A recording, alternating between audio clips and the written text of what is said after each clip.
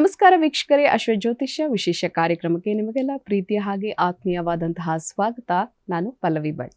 ವೀಕ್ಷಕರೇ, ಎಂದಿನಂತೆ ಇವತ್ತಿನ ಕಾರ್ಯಕ್ರಮದಲ್ಲಿ ಪಂಚಾಂಗದ ವಿಶೇಷತೆ, ರಾಶಿ ಭವಿಷ್ಯಗಳ ಫಲಾಫಲ ಯಾವ ರೀತಿಯಾಗಿರುತ್ತೆ, ಹಾಗೆಯೇ ಧಾರ್ಮಿಕ ಚಿಂತನೆಗಳಿಗೆ ಸಂಬಂಧಪಟ್ಟಂತೆ ವಿದ್ಯಾರ್ಥಿಗಳು ಶಾಲೆಗೆ ಹೋಗುವುದಕ್ಕಿಂತ ಮುಂಚೆ ಯಾವ ಒಂದು ಮಂತ್ರವನ್ನ ಪಠಣೆ ಮಾಡಬಹುದು, ಹಾಗೆ ವಿದ್ಯೆಯನ್ನ ಉಳಿಸಿಕೊಳ್ಳುವುದರ ಬಗ್ಗೆ ಸಾಕಷ್ಟು ಮಾಹಿತಿಯನ್ನ ತಿಳಿಸಿಕೊಡೋದಕ್ಕೆ ನಮ್ಮ ಜೊತೆಗೆ ಇವತ್ತು ಕಾರ್ಯಕ್ರಮದಲ್ಲಿ ಭಾಗವಹಿಸ್ತಾ ಇದ್ದಾರೆ ಧಾರ್ಮಿಕ ಚಿಂತಕರಾದ ವೆಂಕಟರಮಣ ಭಟ್.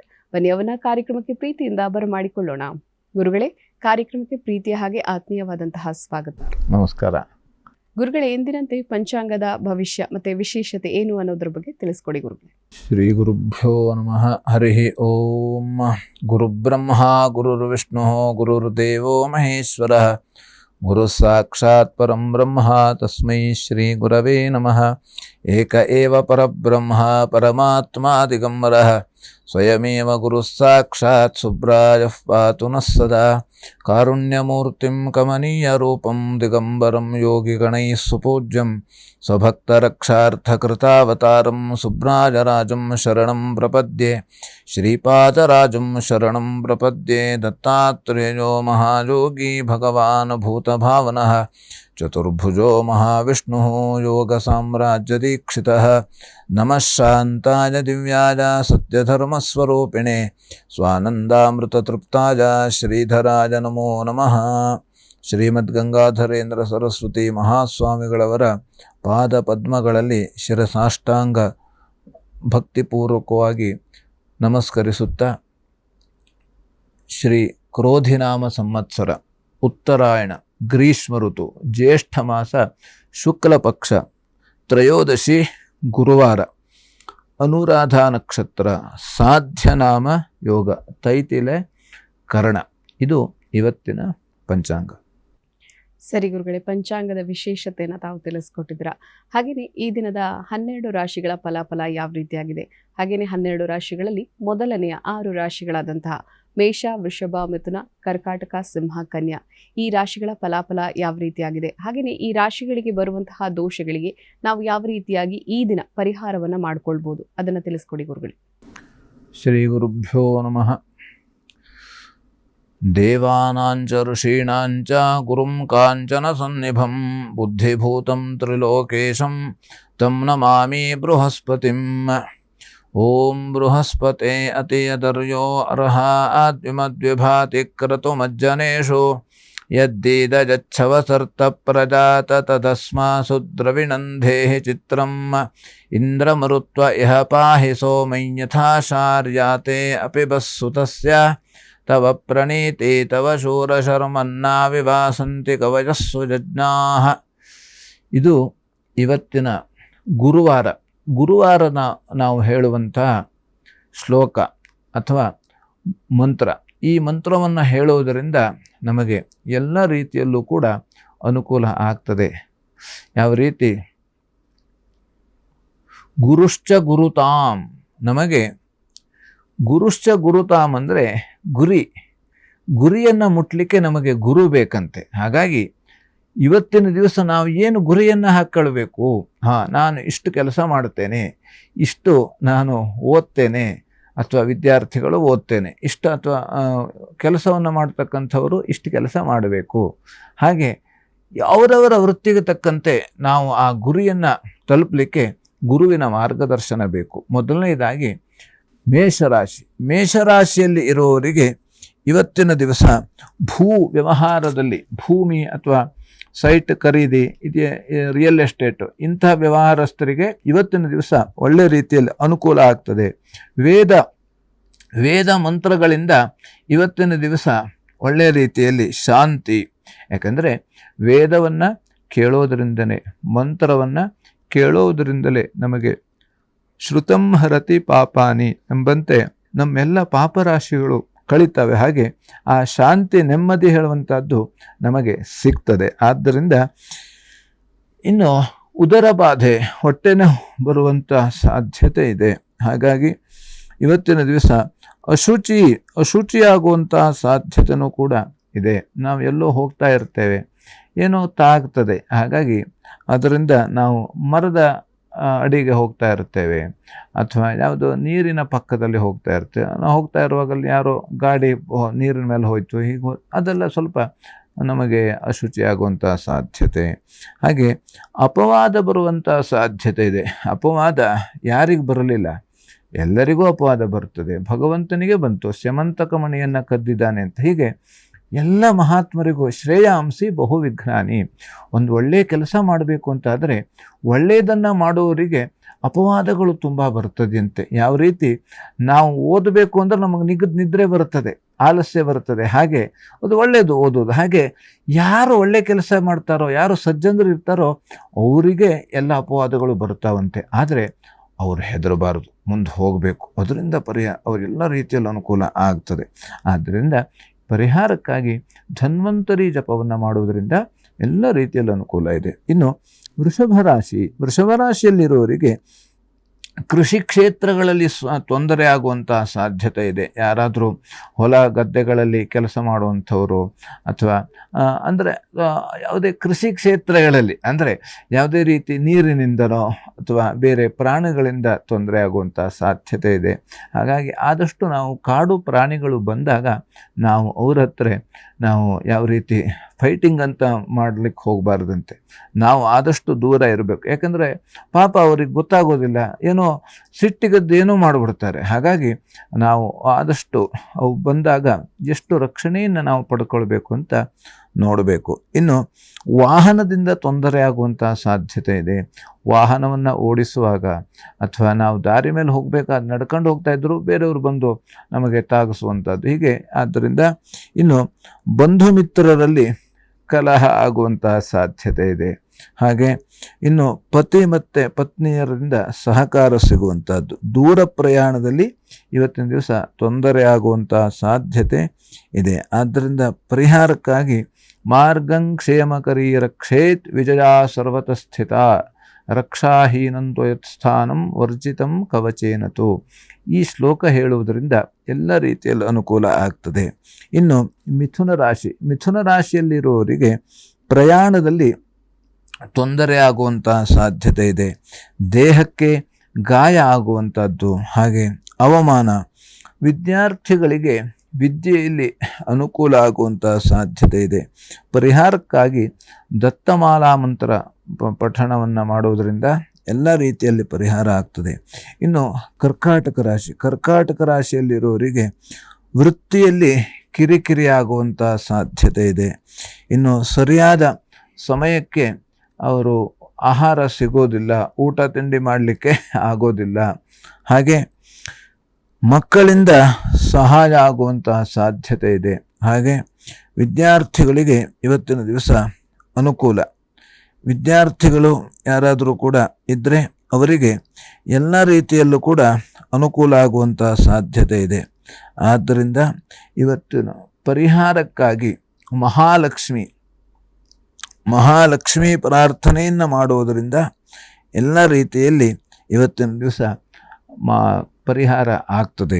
ಇನ್ನು ಸಿಂಹರಾಶಿಯಲ್ಲಿರುವವರಿಗೆ ತಲೆನೋವು ಬರುವಂಥ ಸಾಧ್ಯತೆ. ಯಾಕಂದರೆ ತಲೆನೋವು ಅದು ಹೇಗೆ ಬರುತ್ತದೆ ಅಂತ ಆದರೆ ಅದು ಮಾನಸಿಕವಾಗಿ ಒತ್ತಡದಿಂದ ಸಾಮಾನ್ಯವಾಗಿ ತಲೆನೋವು ಬರುವಂಥದ್ದು ಒಂದು.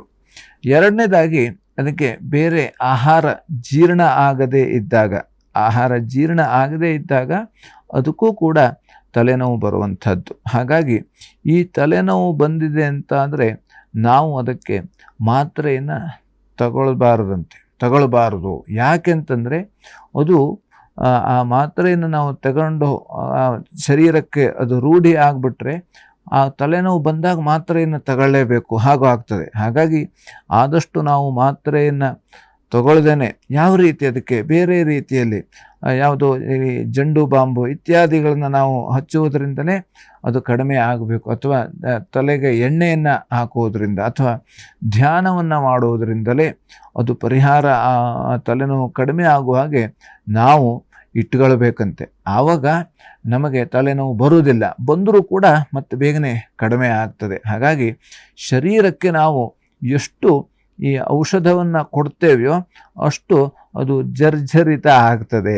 ಹಾಗಾಗಿ ಆದಷ್ಟು ನಾವು ಔಷಧದಿಂದ ದೂರ ಇರಬೇಕು. ಅಂದರೆ ರೋಗ ಬರದೇ ಹೋದಾಗ ನಾವು ಇರಬೇಕಂತೆ. ರೋಗ ಬಂದಾಗ ನಾವು ಏನು ಮಾಡಬೇಕು ಹೇಳೋದಕ್ಕಿಂತ ರೋಗ ಬರದೇ ಇದ್ದ ಹಾಗೆ ನಾವು ನೋಡಿಕೊಳ್ಳುವಂಥದ್ದು ತುಂಬ ಉತ್ತಮ. ಇನ್ನು ಆರೋಗ್ಯದಲ್ಲಿ ವ್ಯತ್ಯಾಸ ಆಗುವಂತಹ ಸಾಧ್ಯತೆ ಇದೆ. ಯಾವುದೇ ರೀತಿಯಲ್ಲಿ ಆರೋಗ್ಯ ಅಂದರೆ ನಮಗೆ, ಅದಕ್ಕಾಗಿ ನಾವು ಆರೋಗ್ಯ ವ್ಯತ್ಯಾಸ ಆಗಬಾರ್ದು ಆದರೆ ನಾವು ಬೆಳಗ್ಗೆ ಬೇಗನೆ ಏಳಬೇಕಂತೆ. ಯಾಕಂದರೆ ನಮಗೆ ಇದೆಲ್ಲ ಗೊತ್ತದೆ. ಬೆಳಗ್ಗೆ ಬೇಗನೆ ಏಳಬೇಕು, ಸರಿಯಾದ ಸಮಯದಲ್ಲಿ ಆಹಾರವನ್ನು ತಗೊಳ್ಬೇಕು ಹೇಳುವಂಥದ್ದು ಅದು ನಮಗೆ ಗೊತ್ತಿದೆ. ಆದರೂ ಗೊತ್ತಿದ್ದನ್ನು ನಾವು ಪಾಲನೆ ಮಾಡಲಿಕ್ಕೆ ಆಗೋದಿಲ್ಲ. ಯಾಕಂದರೆ ಎಲ್ಲವೂ ಕೂಡ ಗೊತ್ತಿದ್ದಿದ್ದೆ. ನಮಗೆಲ್ಲವೂ ಏನೇನು ಆಗ್ತಾ ಇದೆ, ಏನೇನು ಆಗ್ತದೆ ಎಲ್ಲವೂ ಗೊತ್ತಾಗ್ತದೆ. ಗೊತ್ತಾದರೂ ಕೂಡ ನಮಗದನ್ನು ಆಚರಣೆಯನ್ನು ಮಾಡಲಿಕ್ಕೆ ಸಾಧ್ಯ ಆಗೋದಿಲ್ಲ. ಹಾಗಾಗಿ ಎಷ್ಟು ಗೊತ್ತಿದೆ ಹೇಳೋದಕ್ಕಿಂತ ನಾವು ಎಷ್ಟು ಆಚರಣೆ ಮಾಡ್ತಾ ಇದ್ದೇವೆ ಹೇಳೋದು ಮುಖ್ಯ ಬಿಟ್ಟರೆ ಎಷ್ಟು ಗೊತ್ತಿದೆ ಹೇಳೋದು ಮುಖ್ಯ ಅಲ್ವಂತೆ. ಯಾಕೆಂದರೆ ನಮಗೆ ಆ ಸರಿಯಾದ ಆಚರಣೆ, ಸರಿಯಾದ ಕ್ರಮದಲ್ಲಿ ಆಚರಣೆ ಮಾಡಿದಾಗ, ಉದಾಹರಣೆಗೆ ನಾವು ಯಾವ ರೀತಿ ನಮ್ಮಲ್ಲಿ ಅಡಿಗೆ ಇದೆ ಹೌದು, ಅದರದ್ದು ನಾವು ಅಡಿಗೆ ಊಟ ಮಾಡಿದಾಗಲೇ ಅದು ಆಚರಣೆ ಆಗ್ತದೆ, ಶರೀರಕ್ಕೆ ಪ್ರಯೋಜನ ಆಗ್ತದೆ. ಹಾಗೆ ಕೂಡ ಎಷ್ಟು ಶಾಸ್ತ್ರಗಳು ಏನೇನು ಹೇಳಿದರೂ ಕೂಡ ನಾವು ಆ ಶಾಸ್ತ್ರದಂತೆ ನಡೆದುಕೊಂಡ್ರೆ ನಮಗೆ ಅದರಿಂದ ಅನುಕೂಲ. ಯಾಕೆಂದರೆ ಶಾಸ್ತ್ರಾಯಚ ಸುಖಾಯಚ ಅಂತ ಹೇಳಿದ್ದಾರೆ. ನಾವು ಎಷ್ಟು ಶಾಸ್ತ್ರದಲ್ಲಿ ಹೇಳಿದಂಗೆ ನಡ್ಕೊಳ್ತೇವೆಯೋ ಅಷ್ಟು ನಮಗೆ ಸುಖವಂತೆ. ಸುಖ ಅದು ಬೇರೆ ಯಾವುದಕ್ಕಲ್ಲ. ಸುಖ ಅಂದರೆ ಅದೇ ಆ ಭಗವಂತನ ದಾರಿಯಲ್ಲಿ ಭಗವಂತನವನ್ನು ದರ್ಶನವನ್ನು ಮಾಡುವಂಥದ್ದು. ಭಗವಂತನ ದರ್ಶನ ಮಾಡುವುದೇ ಅದೇ ಸುಖ, ಬೇರೆ ಯಾವುದರಿಂದಲೂ ಕೂಡ ಸುಖ ಇಲ್ಲ. ಹಾಗಾಗಿ ಇವತ್ತಿನ ದಿವಸ ಬಂಧುಗಳಿಂದ ಸಹಕಾರ ಸಿಗುವಂಥದ್ದು. ನಮಗೆ ಯಾರೋ ಏನೋ ಹೇಳಿರ್ತೇವೆ, ಆದರೂ ನಾವು ಇವತ್ತಿನ ದಿವಸ ಅವರು ನಮಗೆ ಯಾವುದೇ ರೀತಿಯಲ್ಲಿ ಆ ಬಂಧುಗಳು ನಮಗೆ ಒಳ್ಳೆಯ ರೀತಿಯಲ್ಲಿ ಸಹಕಾರವನ್ನು ಕೊಡ್ತಾರೆ. ಇನ್ನು ಕೃಷಿಕರಿಗೆ ಇವತ್ತಿನ ದಿವಸ ಅನುಕೂಲ ಆಗುವಂತಹ ಸಾಧ್ಯತೆ ಇದೆಯಂತೆ. ಹಾಗಾಗಿ ಕೃಷಿಕರು ಯಾರಾದರೂ ಇದ್ದರೂ ಕೂಡ ಅವರು ಎಲ್ಲ ರೀತಿಯಲ್ಲಿ ಉತ್ತಮ ರೀತಿಯಲ್ಲಿ ಅವರು ಆ ಕೃಷಿ ಕೆಲಸವನ್ನು, ಕೃಷಿ ಚಟುವಟಿಕೆಗಳನ್ನು ನಡೆಸಬಹುದು. ಇನ್ನು ತಂಪು ಪಾನೀಯ ಇತ್ಯಾದಿ ಯಾವುದೇ ರೀತಿ ಕೋಲ್ಡ್ ಡ್ರಿಂಕ್ಸು ಅಥವಾ ಐಸ್ ಕ್ರೀಮು ಅಥವಾ ಬೇರೆ ಬೇರೆ ರೀತಿಯಾದಂಥ ಎಲ್ಲ ತಂಪು ಪಾನೀಯ ಇದನ್ನು ಮಾರಾಟಗಾರರು, ವ್ಯಾಪಾರಸ್ಥರಿಗೆ ಇವತ್ತಿನ ದಿವಸ ಒಳ್ಳೆಯ ರೀತಿಯಲ್ಲಿ ಲಾಭ ಆಗುವಂಥ ಸಾಧ್ಯತೆ ಇದೆ. ಮಳೆಗಾಲ ಆದರೂ ಕೂಡ ಬೇಸಿಗೆ ಕಾಲದಂಗೆ ಬಿಸಿಲು ಬರ್ತಾ ಇದೆ. ಹೀಗೆ ಬೇರೆ ಬೇರೆ ಕಾರಣದಿಂದ ಇವತ್ತು ಅನುಕೂಲ ಆಗುವಂಥ ಸಾಧ್ಯತೆ. ಹಾಗಾಗಿ ಪರಿಹಾರಕ್ಕಾಗಿ ಮೃತ್ಯುಂಜಯ ಜಪವನ್ನು ಮಾಡೋದರಿಂದ ಎಲ್ಲ ರೀತಿಯಲ್ಲಿ ಪರಿಹಾರ ಆಗ್ತದೆ. ಇನ್ನು ಕನ್ಯಾ ರಾಶಿಯಲ್ಲಿರೋರಿಗೆ ಅಧಿಕ ವ್ಯಯ, ಇವತ್ತು ಖರ್ಚು ಜಾಸ್ತಿ ಆಗ್ತದೆ. ಹಾಗೆ ವೈರಿಗಳಿಂದ ತೊಂದರೆ ಆಗುವಂಥದ್ದು ಇವತ್ತಿನ ದಿವಸ. ಯಾವುದೇ ರೀತಿ ವೈರಿಗಳು ಇದ್ದರೆ ಅವರಿಗೆ ಇವತ್ತಿನ ದಿವಸ ಯಾವ ರೀತಿ ವೈರಿಗಳಿಗೆ ಅಂದರೆ ವೈರಿಗಳು ನಮ್ಮಲ್ಲೇ ಇರ್ತಾರೆ. ಹಾಗಾಗಿ ಆ ವೈರಿಗಳಿಂದ ನಮಗೆ ತೊಂದರೆ ಆಗುವಂಥದ್ದು ಯಾವ ರೀತಿ, ನಮ್ಮ ಒಳಗೂ ಹೊರಗೂ ಇದ್ದಂಥ ವೈರಿಗಳನ್ನು ನಾವು ಓಡಿಸ್ಕೊಳ್ಬೇಕು. ಅದು ಹೇಗೆ ಓಡಿಸ್ಕೊಳ್ಬೇಕು ಅಂದರೆ ಭಗವಂತನ ಸ್ಮರಣೆ ಮೂಲಕವಾಗಿ ಓಡಿಸ್ಕೊಳ್ಬೇಕು.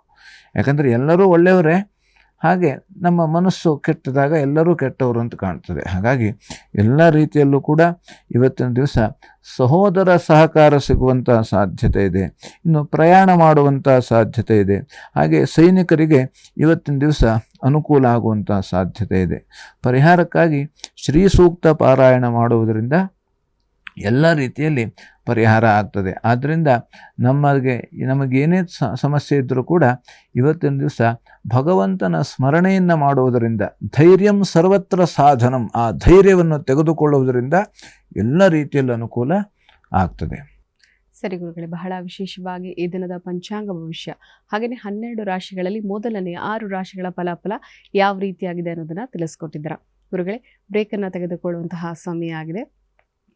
ಪ್ರಿಯ ವೀಕ್ಷಕರೇ, ಗುರುಗಳನ್ನು ತಾವು ನೇರ ಭೇಟಿ ಆಗಬೇಕು ಅಂತ ಆಸಕ್ತಿ ಇರುವಂಥವರು ಟಿವಿ ಸ್ಕ್ರೀನ್ ಮೇಲೆ ನಂಬರ್ನ ಡಿಸ್ಪ್ಲೇ ಮಾಡಲಾಗುತ್ತೆ. ಆ ನಂಬರ್ಗೆ ಕರೆ ಮಾಡಿ ಗುರುಗಳನ್ನು ತಾವು ನೇರ ಭೇಟಿ ಆಗ್ಬೋದು. ಹಾಗೆಯೇ ಜಾತಕದಲ್ಲಿ ಇರುವಂತಹ ದೋಷಗಳಿಗೆ ಉತ್ತಮ ಪರಿಹಾರವನ್ನು ಕಂಡುಕೊಳ್ಬೋದು ಅಂತ ಹೇಳ್ತಾ ಅಶ್ವಜ್ಯೋತಿಷ್ಯ ಕಾರ್ಯಕ್ರಮದಲ್ಲಿ ಪುಟ್ಟದೊಂದು ವಿರಾಮದ ನಂತರ ಮತ್ತಷ್ಟು ವಿಚಾರಗಳು.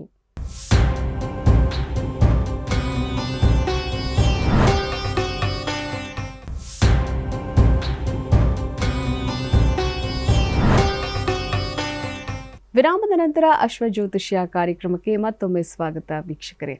ಗುರುಗಳೇ, ವಿದ್ಯಾರ್ಥಿಗಳು ಅಂತಂದರೆ ಅವರ ಭವಿಷ್ಯವನ್ನು ರೂಪಿಸ್ಕೊಳ್ಳೋದಕ್ಕೆ ಸಾಕಷ್ಟು ಒದ್ದಾಡ್ತಾ ಇರ್ತಾರೆ. ಸಾಕಷ್ಟು ಚೆನ್ನಾಗಿ ಓದ್ತಾ ಇರುವಂತಹ ವಿದ್ಯಾರ್ಥಿಗಳು ಇದ್ದಕ್ಕಿದ್ದಂತೆ ಒಂದು ಮಂದ ಬುದ್ಧಿಗೆ ತಿರುಗುವಂಥದ್ದು, ಆಲಸ್ಯ ಆಗುವಂಥದ್ದು, ಅವರ ಶರೀರದಲ್ಲಿ ವಿದ್ಯೆಯ ಕಡೆ ಗಮನ ಸಾಕಷ್ಟು ಇಲ್ಲದೇ ಇರುವಂಥದ್ದು. ಹಾಗಾಗಿ ವಿದ್ಯೆಯ ಮಹತ್ವ ಏನು, ವಿದ್ಯೆಯನ್ನು ಒಲಿಸಿಕೊಳ್ಳೋದು ಹೇಗೆ, ಹಾಗೆ ಒಬ್ಬ ವಿದ್ಯಾರ್ಥಿ ಶಾಲೆಗೆ ಹೋಗೋದಕ್ಕಿಂತ ಮುಂಚೆ ಯಾವ ಒಂದು ಮಂತ್ರವನ್ನು ಪಠಣೆ ಮಾಡಿದರೆ ಆ ವಿದ್ಯೆಯನ್ನು ನಾವು ಒಲಿಸಿಕೊಳ್ಳಬಹುದು, ಅದರ ಬಗ್ಗೆ ತಾವು ತಿಳಿಸ್ಕೊಡಿ ಗುರುಗಳೇ. ವಿದ್ಯಾ ನಾಮ ನರಸ್ಯ ರೂಪಮಧಿಕಂ ಪ್ರಚ್ಛನ್ನ ಗುಪ್ತಂ ಧನಂ ವಿದ್ಯಾ ಭೋಗಕರಿ ಯಶಸ್ಸುಖಕರಿ ವಿದ್ಯಾ ಗುರುಣಾಂ ಗುರುಃ ವಿದ್ಯಾ ಬಂಧುಜನೋ ವಿದೇಶಗಮನೆ ವಿದ್ಯಾ ಪರಾದೇವತಾ ವಿದ್ಯಾ ರಾಜಸುಪೂಜ್ಯತೆ ನತು ಧನಂ ವಿದ್ಯಾ ವಿಹೀನಃ ಪಶುಃ ಅಂತ ಈ ಶ್ಲೋಕ ಹೇಳ್ತದೆ. ಯಾಕಂದರೆ ವಿದ್ಯಾ ನಾಮ ನರಸ್ಯ ರೂಪಮಧಿಕಂ, ಆ ವಿದ್ಯೆ ಇದೆ ಹೇಳುವಂಥದ್ದು, ವಿದ್ಯೆ ಯಾರಿಗಿದೆಯೋ ಅವನೇ ಒಳ್ಳೆಯ ರೂಪವಂತನಂತೆ, ಅವನೇ ಗುಣವಂತ. ಹಾಗೆ ಪ್ರಚ್ಛನ್ನ ಗುಪ್ತಂ ಧನಂ, ಅದು ಎಷ್ಟು ಇದೆ ಅಂತ ಯಾರನ್ನು ನೋಡಿದ್ರೆ ಇವರು ಎಷ್ಟು ವಿದ್ಯಾವಂತರು, ಇವರು ಎಷ್ಟು ವಿದ್ಯೆ ಇದೆ ಅಂತ ಯಾರಿಗೂ ಗೊತ್ತಾಗೋದಿಲ್ಲ. ಅಷ್ಟು ಪ್ರಚ್ಛನ್ನವಾಗಿ ಕಾಣದೇ ಹೋದಂಥ ಹಣ ಅದು, ಅದು ಯಾರಿಗೂ ಕೂಡ ಗೊತ್ತಾಗೋದಿಲ್ಲ ಎಷ್ಟಿದೆ. ಹಾಗೆ ವಿದ್ಯಾ ಭೋಗಕರಿ ಯಶಸ್ಸುಖಕರಿ, ವಿದ್ಯೆ ಭೋಗಕರಿ, ವಿದ್ಯೆಯನ್ನು ನಾವು ಬಳಸಿದಷ್ಟು, ಹೇಳಿಕೊಟ್ಟಷ್ಟು, ಖರ್ಚು ಮಾಡಿದಷ್ಟು ಯಶಸ್ಸುಖಕರಿ, ಮತ್ತು ಯಶಸ್ಸೇ ನಮಗೆ ಸಿಗ್ತದೆ ಅಂತೆ. ಭೋಗಕರಿ ಯಶಸ್ಸುಖಕರಿ ವಿದ್ಯಾ ಗುರುಣಾಂ ಗುರುಹು, ವಿದ್ಯೆ ಗುರುಗಳಿಗೂ ಗುರು. ವ್ಯಯಕೃತೆ ವರ್ಧತ ಏವ ನಿತ್ಯಂ, ನಾವು ಖರ್ಚು ಮಾಡಿದಷ್ಟು ಮತ್ತು ಜಾಸ್ತಿ ಆಗೋದು ಯಾವುದು? ವಿದ್ಯೆ ಮಾತ್ರ. ಮತ್ತು ಜಗತ್ತಿನಲ್ಲಿ ಬೇರೆ ಯಾವುದು ನಾವು ಖರ್ಚು ಮಾಡಿದಷ್ಟು, ನಾವು ಹಣವನ್ನು ಖರ್ಚು ಮಾಡ್ತೇವೆ, 1 ಕೋಟಿ 1 ಲಕ್ಷ ಖರ್ಚು ಮಾಡಿದ್ದೇವೆ, ಅದು ಮತ್ತೆ ವರ್ಧತೆ ವೃದ್ಧಿ ಆಗೋದಿಲ್ಲ, ಖರ್ಚಾಗೋಯ್ತು. ಆದರೆ ವಿದ್ಯೆ ಮಾತ್ರ ಎಷ್ಟು ನಾವು ಖರ್ಚು ಮಾಡ್ತೇವೆಯೋ, ಎಷ್ಟು ನಾವು ಹೇಳಿಕೊಡ್ತೇವೆಯೋ, ಅದನ್ನು ಮಾಡಿದ ಹಾಗೆ ಮತ್ತು ನಮಗೆ ವೃದ್ಧಿ ಆಗ್ತದೆ ಅಂತೆ. ವೃದ್ಧಿ ಆಗ್ತದೆ ಯಾವ ರೀತಿ? ಸಮುದ್ರದಲ್ಲಿ ಅಲೆಗಳು ಒಂದರಂತೆ ಒಂದು ಹೇಗೆ ಬರ್ತವೆ ಅಂತೋ ಹಾಗೆ ನಾವು ಆ ವಿದ್ಯೆಯನ್ನು ಹಾಗೆ ಖರ್ಚು ಮಾಡ್ತಾ ಹೇಳ್ತಾ ಹೇಳ್ತಾ ಕೇಳ್ತಾ ಕೇಳ್ತಾ ಹೋದಾಗೆ ಮತ್ತು ವೃದ್ಧಿ ಆಗ್ತದೆ, ಅಭಿವೃದ್ಧಿ ಆಗ್ತದೆ. ಅದೇ ಹಾಗೆ ವಿದ್ಯಾ ಗುರುಣಾಂ ಗುರುಹು ವಿದ್ಯಾ ಬಂಧುಜನೋ, ವಿದ್ಯೆನೇ ಬಂಧು, ವಿದ್ಯೆನೇ ಬಂಧು, ವಿದ್ಯೆನೇ ಬಳಗ. ನಾವು ಭಗವಂತ ನೀನೇ ತಂದೆ, ನೀನೇ ತಾಯಿ, ನಾವು ಭಗವಂತನಿಗೆ ಹಾಗೆ ಹೇಳ್ತೇವೆಯೋ ಹಾಗೆ ವಿದ್ಯಾರ್ಥಿ ಆದವನಿಗೆ ನಮಗೆಲ್ಲರಿಗೂ ಕೂಡ ವಿದ್ಯೆನೇ ಬಂಧು. ಬೇರೆ ಕಡೆ ಹೋದಾಗ ಎಲ್ಲಿ ಹೋದರೂ ಕೂಡ ನಮಗೆ ಬಂಧು ಬಳಗ ವಿದ್ಯೆನೇ, ಮತ್ತು ಬೇರೆ ಯಾರು ಬಂಧು ಬಳಗ? ವಿದ್ಯಾ ವಿದೇಶಗಮನೆ, ವಿದೇಶದಲ್ಲಿ ಹೋದಾಗ ಯಾರು ಬಂಧು ಬಳಗ? ನಾವು ಕಲಿತಂಥ ವಿದ್ಯೆ. ಹಾಗೆ ವಿದ್ಯಾ ಪರಾದೇವತ, ವಿದ್ಯೆನೇ ದೇವತೆ. ವಿದ್ಯಾ ರಾಜಸುಪೂಜ್ಯತೆ, ರಾಜನತ್ರ ಹೋದಾಗ ಯಾವುದು ಪೂಜಿಸಲ್ಪಡುವುದು ಯಾವುದೋ ಅವನು ಕಲಿತಂಥ ವಿದ್ಯೆನೇ. ಆ ರಾಜ ವಿದ್ಯೆಯನ್ನು ಪೂಜೆ ಮಾಡ್ತಾನೆ, ಅವನು ರಾಜನೇ ಆಗಿರ್ಬೋದು. ಹಾಗಾಗಿ ರಾಜ ಸ್ವದೇಶೇ ಪೂಜ್ಯತೆ ರಾಜ, ತನ್ನ ದೇಶದಲ್ಲಿ ಅಥವಾ ತನ್ನ ರಾಜ್ಯದಲ್ಲಿ ಮಾತ್ರ ರಾಜನನ್ನು ರಾಜನನ್ನು ಪೂಜೆ ಮಾಡ್ತಾರೆ, ರಾಜ ಪೂಜೆಗೆ ಯೋಗ್ಯನಾಗಿರುತ್ತಾನೆ. ಆದರೆ ವಿದ್ವಾನ್ ಸರ್ವತ್ರ ಪೂಜ್ಯತೆ, ಯಾರಿಗೆ ವಿದ್ಯೆ ಇದೆಯೋ ಅದು ಯಾವುದೇ ವಿದ್ಯೆ ಇರ್ಬೋದು, ಎಷ್ಟು 84 ವಿದ್ಯೆಗಳು ಇದ್ದಾವಂತೆ, ಅದು ನಾವು ಹೇಳ್ತಾ ಹೋದರೆ ಆ 84 ವಿದ್ಯೆಗಳಲ್ಲಿ ಯಾರು ಯಾವ ರೀತಿ ವಿದ್ಯೆಯನ್ನು ಪಡಿತಾರೋ ಕಲಿತಾರೋ ಅವರು ಎಲ್ಲ ರೀತಿಯಲ್ಲೂ ಕೂಡ ಪೂಜೆಗೆ ಪೂಜೆಯನ್ನು ಮಾಡಲಿಕ್ಕೆ ಅವರು ಯೋಗ್ಯರಾಗ್ತಾರೆ. ಹಾಗಾಗಿ ವಿದ್ಯಾ ವಿಹೀನಃ ಪಶುಹು, ಯಾರಿಗೆ ವಿದ್ಯೆ ಇಲ್ವೋ ಅವರು ಪಶು ಪ್ರಾಣಿಗಳಿಗೆ ಸಮಾನ. ಪ್ರಾಣಿಗಳಿಗೆ ನೀನು ಸ್ಕೂಲಿಗೆ ಹೋಗೋ, ನಿನಗೆ ಅದಾಗ್ತದೆ ಇದಾಗ್ತದೆ, ನೀನು ಇಷ್ಟು ಹೋದ್ರೆ ನಿಂಗೆ ಹಂಗಾಗ್ತದೆ ಹಿಂಗಾಗ್ತದೆ, ಅಷ್ಟು ಹಣ ನೀನು ಪಡಿಬೋದು ಅಂತ ಹೇಳಿದ್ರೆ ಗೊತ್ತಾಗ್ತದೆ ಅವರಿಗೆ, ಅದು ಗೊತ್ತಿಲ್ಲ. ಆದರೆ ಇದು ಗೊತ್ತಿರೋದು ಮನುಷ್ಯನಿಗೆ ಮಾತ್ರ. ಈ ಮನುಷ್ಯ ನಾವು ನಮಗೆ ಇಷ್ಟೆಲ್ಲ ಅವಕಾಶ ಇದೆ, ಇನ್ನೂ ನಮ್ಮ ಕಾಲ ಮಿಂಚಿಲ್ಲ, ಇನ್ನೂ ನಾವು ಬದುಕಂಡೇ ಇದ್ದೇವೆ. ಹಾಗಾಗಿ ನಾವು ಏನಾದರೂ ಸಾಧನೆಯನ್ನು ಮಾಡಲೇಬೇಕು. ಪ್ರತಿಯೊಬ್ಬರೂ ಕೂಡ ನಾವು ಇದ್ದೇವೆ ಅಂದರೆ ನಾವು ಸಾಧನೆಯನ್ನು ಮಾಡಲಿಕ್ಕೆ ಅವಕಾಶ ಇದೆ ಅಂತ ಅರ್ಥ. ಹಾಗಾಗಿ ಈ ಅವಕಾಶವನ್ನು ನಾವು ಬಳಸಿಕೊಂಡು ನಾವು ಆ ವಿದ್ಯೆಯನ್ನು ಕಲಿಯೋದರಿಂದ, ಹಾಗಾಗಿ ಯಾ ದೇವಿ ಸರ್ವಭೂತೇಷು ವಿದ್ಯಾರೂಪೇಣ ಸಂಸ್ಥಿತ. ಈ ಒಂದು ಮಂತ್ರವನ್ನು ಹೇಳೋದರಿಂದ ನಾವು ಆದಷ್ಟು ವಿದ್ಯೆಯನ್ನು ಕಲೀಲಿಕ್ಕೆ ವಿದ್ಯಾರ್ಥಿಗಳಿಗೆ ಅನುಕೂಲ ಆಗ್ತದೆ. ಸರಿ ಗುರುಗಳೇ, ವಿದ್ಯಾರ್ಥಿಗಳು ಹೇಗೆ ಆ ಒಂದು ಸರಸ್ವತಿ ದೇವಿಯನ್ನು ಒಲಿಸಿಕೊಳ್ಳಬಹುದು, ವಿದ್ಯೆಯನ್ನು ಹೇಗೆ ಒಲಿಸಿಕೊಳ್ಳಬಹುದು ಅನ್ನುವಂತಹ ವಿಚಾರಧಾರೆಯನ್ನು ತುಂಬ ಅದ್ಭುತವಾಗಿ ತಿಳಿಸ್ಕೊಟ್ಟಿದ್ದೀರಾ ನಮ್ಮ ಪ್ರಿಯ ವೀಕ್ಷಕರಿಗೆ. ಹಾಗೆಯೇ ಉಳಿದಂಥ 6 ರಾಶಿಗಳಾದಂತಹ ತುಲಾ, ವೃಶ್ಚಿಕ, ಧನಸ್ಸು, ಮಕರ, ಕುಂಭ, ಮೀನ ಈ ರಾಶಿಗಳ ಫಲಾಫಲ ಯಾವ ರೀತಿಯಾಗಿದೆ ಅದನ್ನು ಕೂಡ ತಿಳಿಸ್ಕೊಡಿ ಗುರುಗಳೇ. ಇನ್ನು ತುಲಾರಾಶಿಯವರಿಗೆ ಧನ ಲಾಭ ಆಗುವಂಥ ಸಾಧ್ಯತೆ ಇದೆ. ವ್ಯಾಪಾರಿಗಳಿಗೆ ಲಾಭ ಆಗುವಂಥ ಸಾಧ್ಯತೆ, ಪೂಜೆಯಲ್ಲಿ ವಿಘ್ನ ಬರುವಂಥ ಸಾಧ್ಯತೆ ಇದೆ. ದಾನ ಧರ್ಮಗಳಲ್ಲಿ ವಿಘ್ನ ಬರುವಂಥ, ಅಥವಾ ನಾವು ದಾನ ಮಾಡಬೇಕು ಅಂದ್ಕೊಳ್ತೇವೆ, ಅಲ್ಲಿ ಯಾರೋ ಯಾಕೆ ಖರ್ಚು ಮಾಡ್ತೇವೆ ಸುಮ್ಮನೆ ಎಷ್ಟೆಲ್ಲಾಗ್ತದೆ, ಹೀಗೆ ಇದು ಕೂಡ ಯಾಕಂದರೆ ಅದು ಒಳ್ಳೆಯದು. ಆ ದಾನ ಮಾಡುವುದರಿಂದನೇ ಒಳ್ಳೆಯದೇ. ಯಾವ ರೀತಿ ನಾವು ಸ್ನಾನ ಮಾಡುವುದರಿಂದ ಶರೀರ ಶುದ್ಧಿ ಆಗ್ತದೆಯೋ, ದಾನ ಮಾಡುವುದರಿಂದ ನಮ್ಮ ಆತ್ಮ ಶುದ್ಧಿ ಆಗ್ತದೆ ಅಂತ. ಹಾಗಾಗಿ ಶರೀರನೂ ಶುದ್ಧಿ ಆಗಬೇಕು, ನಮ್ಮ ಆತ್ಮನೂ ಕೂಡ ಶುದ್ಧಿ ಆಗಬೇಕು. ವ್ಯವಹಾರವನ್ನು ನಡೆಸಬೇಕಾದ್ರೆ ಶರೀರ ಶುದ್ಧಿ ಇರಬೇಕಾಗ್ತದೆ. ಹಾಗೆ ಪೂಜೆಯನ್ನು ಮಾಡಬೇಕಾದ್ರೆ ಮನಸ್ಸು ಶುದ್ಧಿ ಬೇಕಾಗ್ತದೆ. ಹಾಗಾಗಿ ಎಲ್ಲ ಒಳಗೂ ಹೊರಗೂ ಶುದ್ಧಿ ಆಗಬೇಕು. ಆದ್ದರಿಂದ ಇವತ್ತಿನ ದಿವಸ ಗಣಪತಿ ಪ್ರಾರ್ಥನೆ ಮಾಡುವುದರಿಂದ ಎಲ್ಲ ರೀತಿಯಲ್ಲಿ ಅನುಕೂಲ ಇದೆ. ಇನ್ನು ವೃಶ್ಚಿಕ ರಾಶಿಯವರಿಗೆ ದೇಹಾರೋಗ್ಯದಲ್ಲಿ ಸುಧಾರಣೆ ಆಗುವಂಥ ಸಾಧ್ಯತೆ ಇದೆ. ಮುಖದಲ್ಲಿ ಒಳ್ಳೆಯ ಮುಖದಲ್ಲಿ ಕಾಂತಿ ಇದೆ ಅಂತಾದರೆ ಅದು ಹೆಂಗೆ ಕಾಂತಿ ಬರ್ತದೆ ಅಂದರೆ, ಮನಸ್ಸು ಒಳ್ಳೆಯ ರೀತಿಯಲ್ಲಿ ಅದು ಆಲೋಚನೆಯನ್ನು ಮಾಡೋದರಿಂದ, ಅಥವಾ ಮನಸ್ಸು ಬೇರೆ ಯಾವುದೇ ಚಿಂತೆ ಮಾಡದೇ ಇರೋದರಿಂದ ಅಲ್ಲಿ ನಮಗೆ ಮುಖದಲ್ಲಿ ಕಾಂತಿ ಹೇಳುವಂಥದ್ದು ಬರ್ತದೆ. ಹಾಗೆ ದಾನ ಧರ್ಮಗಳನ್ನು ಮಾಡುವುದರಿಂದ ನಮಗೆ ಎಲ್ಲ ರೀತಿಯಲ್ಲೂ ಅನುಕೂಲ ಇದೆ. ಇನ್ನು ಶತ್ರುಗಳಿಂದ ತೊಂದರೆ ಆಗುವಂಥ ಸಾಧ್ಯತೆ ಇದೆ. ಬೆಟ್ಟ ಗುಡ್ಡಗಳಲ್ಲಿ ತೊಂದರೆ ಆಗುವಂಥ ಸಾಧ್ಯತೆ ಇದೆ. ಹಾಗಾಗಿ ದುರ್ಗಾ ದೀಪ ನಮಸ್ಕಾರ ಮಾಡುವುದರಿಂದ ಎಲ್ಲ ರೀತಿಯಲ್ಲಿ ಅನುಕೂಲ ಆಗ್ತದೆ. ಇನ್ನು ಧನುರಾಶಿಯವರಿಗೆ ಅಧಿಕ ವ್ಯಯ, ಮಕ್ಕಳಿಂದ ಖರ್ಚು, ತೀರ್ಥಯಾತ್ರೆಗಳಲ್ಲಿ ತೊಂದರೆ ಆಗುವಂಥ ಸಾಧ್ಯತೆ ಇದೆ. ಹಾಗಾಗಿ ದೂರ ಪ್ರಯಾಣ ವಿದ್ಯಾರ್ಥಿಗಳಿಗೆ ಅನುಕೂಲ ಆಗುವಂಥ ಸಾಧ್ಯತೆ ಇದೆ.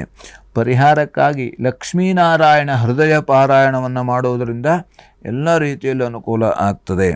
ಇನ್ನು ಮಕರ ರಾಶಿಯವರಿಗೆ ಧನ ಧಾನ್ಯ ಲಾಭ ಆಗುವಂಥ ಸಾಧ್ಯತೆ ಇದೆ.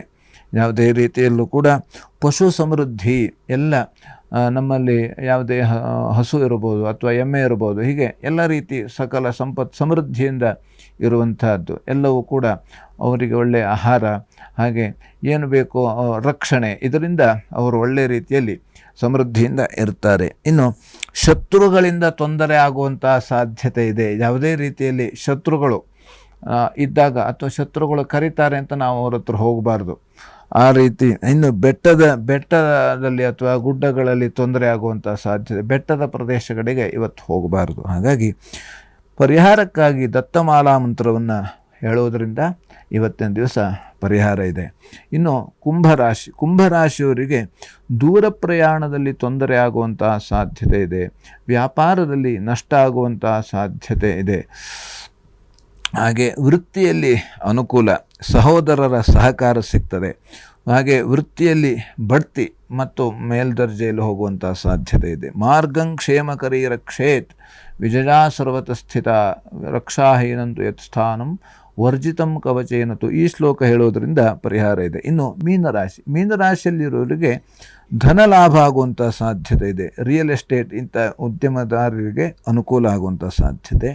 ಇನ್ನು ತೀರ್ಥಯಾತ್ರೆಯನ್ನು ಮಾಡುವಂಥ ಒಂದು ಮನಸ್ಸು, ಹಾಗೆ ಸಾಧು ಸಂತರ ದರ್ಶನ, ಮತ್ತು ಶತ್ರುಗಳಿಂದ ತೊಂದರೆ ಆಗುವಂಥ ಸಾಧ್ಯತೆ ಇದೆ. ಹಾಗೆ ಅಸ್ವಸ್ಥತೆ, ನಿಶಕ್ತಿ, ಹಾಗೆ ಆರೋಗ್ಯದ ಸ್ವಲ್ಪ ವ್ಯತ್ಯಾಸ ಆಗುವಂಥ ಸಾಧ್ಯತೆ. ಹಾಗಾಗಿ ಎಲ್ಲ ಪರಿಹಾರಕ್ಕೆ ಔದುಂಬರ ಪ್ರದಕ್ಷಿಣೆ ಮಾಡುವುದರಿಂದ ಎಲ್ಲ ರೀತಿಯಲ್ಲಿ ಪರಿಹಾರ ಆಗ್ತದೆ. ಆದ್ದರಿಂದ ನಮ್ಮ ಗ್ರಹಚಾರದಲ್ಲಿ ಯಾವುದೇ ರೀತಿಯಲ್ಲಿ ಅಶುಭ ಫಲಗಳು ಬಂದಿದ್ದರೂ ಕೂಡ ಅದು ನಾವು ಆದಷ್ಟು ಭಕ್ತಿಯಿಂದ ಭಗವಂತನ ಸ್ಮರಣೆ, ಯಾಕೆಂದರೆ ನಮಗೆ ಏನು ಗೊತ್ತಿದೆಯೋ ಗೊತ್ತಿಲ್ಲದೋ ಏನೋ ಮಾಡಿದ್ದ ಕರ್ಮದ ಪ್ರಭಾವದಿಂದ ನಾವು ಭಗವಂತನ ಸ್ಮರಣೆ ಮಾಡೋದರಿಂದ ಎಲ್ಲ ರೀತಿಯಲ್ಲೂ ಕೂಡ ಇವತ್ತಿನ ದಿವಸ ಒಳ್ಳೆಯದಾಗ್ತದೆ.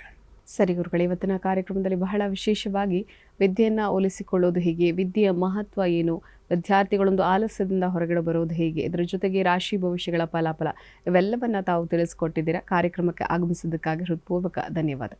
ನಮಸ್ಕಾರ. ಲೋಕಾಹ ಸಮಸ್ತಃ ಸುಖಿನೋ ಭವಂತು, ಸಮಸ್ತ ಸನ್ಮಂಗಳಾನಿ ಭವಂತು. ಎಲ್ಲರಿಗೂ ಕೂಡ ಕ್ಷೇಮವಾಗಲಿ.